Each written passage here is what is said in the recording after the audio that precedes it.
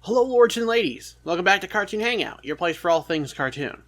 This is a show I've been kind of looking forward to seeing for a few months now, despite never looking that much into it. I tend to avoid previews and things so I can make up my own mind and be surprised when I actually watch it.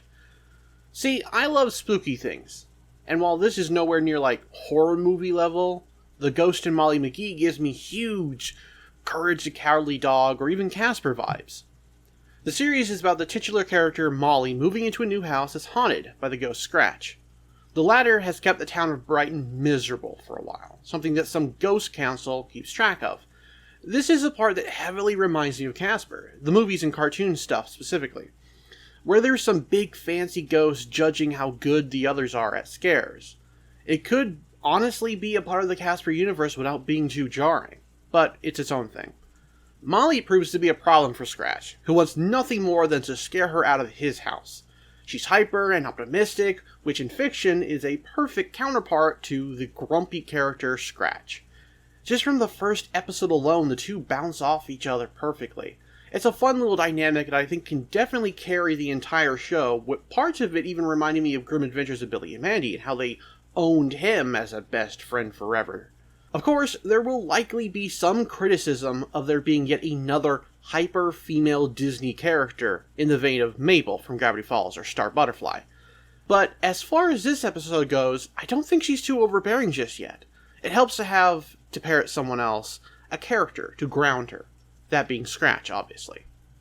This is one of those 2 11-minute segments type cartoons. So you got The Curse up first, and then First Day Frights. The first half of this episode is just setup. It introduces Molly, Scratch, the Ghost Council people, and Molly's family. It's a decent enough start, and I got a genuine laugh out of some of the bits in this half, like this scene here at the start.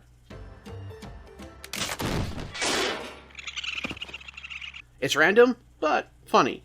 Other than that, there isn't really much else to comment on in this episode. I personally enjoyed First Day Frights the best, as it gets us out of the house and lets us see how the characters interact at Molly's school. Molly is stressed over being an outcast, and Scratch is trying to make her day the worst. It's a fun episode, with different hijinks occurring thanks in part to Scratch. One of my favorite moments being either Molly dragging Andrea around in a janitor's cart after being scared unconscious by Scratch, or maybe Andrea's freak out earlier of her name being mispronounced twice. Some other highlights from this episode were the family themselves. They all seem like great, funny characters, from the sassy grandma to the weird, quirky dad. I especially loved him and seeing his reactions to Molly's ghost friend and him abandoning his family at first. Leave the cereal! Leave everything! Leave yourself! As for the mother and brother, they don't get too much room to really express themselves in this first episode, but they don't seem like awful characters, and I'm sure future episodes will give them some more focus. There's also a musical sequence in this episode. I don't know if this is going to be a recurring theme in the show, but it's not outright terrible. When I think of amazing songs in a Disney show, I default, obviously, to Phineas and Ferb. And while this show has no connection to that one, besides the channel it airs on, the Ghost and Molly McGee will have to work really hard to wow me with their songs, because this one wasn't the best. In general, I think this show could be a hit. It's wonderfully animated with a really cool, unique art style that I haven't really seen in a while. And the voice cast really brings their characters to life. Even Ashley Birch does a good job as the main character.